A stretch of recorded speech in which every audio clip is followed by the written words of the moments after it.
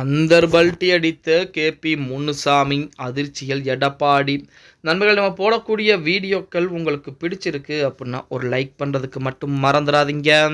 அதிமுகவிலே பொதுச் செயலராக எடப்பாடியும் துணை பொதுச் செயலராக கேபி முனுசாமியும் இருந்து கொண்டிருக்கிறார். அதாவது துணை பொதுச் செயலாளர் கூடிய கேபி முனுசாமி தான் ஒரு காலத்திலே அதிமுக பாஜக கூட்டணி என்பது கிடையாது அப்படின்னு மாவட்ட செயலாளர் கூட்டத்தின் முடிவிலே கேபி முனுசாமி அறிவிப்பை கொடுக்கிறார். அந்த அறிவிப்புக்கு தொண்டர்கள் மத்தியிலே மிகப்பெரிய ஆதரவுகள் என்பது இருந்தது அப்படின்லாம்.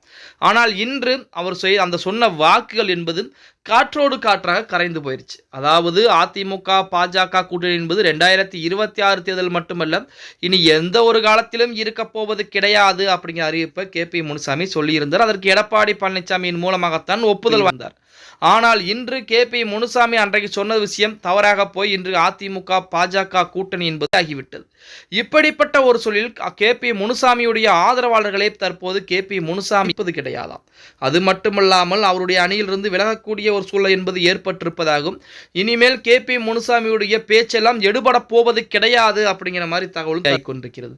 இதில் குறிப்பாக கேபி முனுசாமி அதிமுக பாஜக கூட்டணி என்பது வேண்டாம் அப்படிங்கிற மாதிரி தான் எடப்பாடி பழனிசாமியிடம் சொல்லி இருக்கிறார். ஆனால் எடப்பாடி பழனிசாமி வேற வழி இல்லாமல் பாஜக கூட்டணிக்குள் நுழைந்து விட்டார். இனி வெளிவருவது அவ்வளவு ஒரு சாத்தியமான ஒரு கிடைப்பு கூட சொல்லலாம். இப்படிப்பட்ட ஒரு சூழலில் நமது கேபி முனுசாமி தற்போது அடித்திருக்கிறாராம்.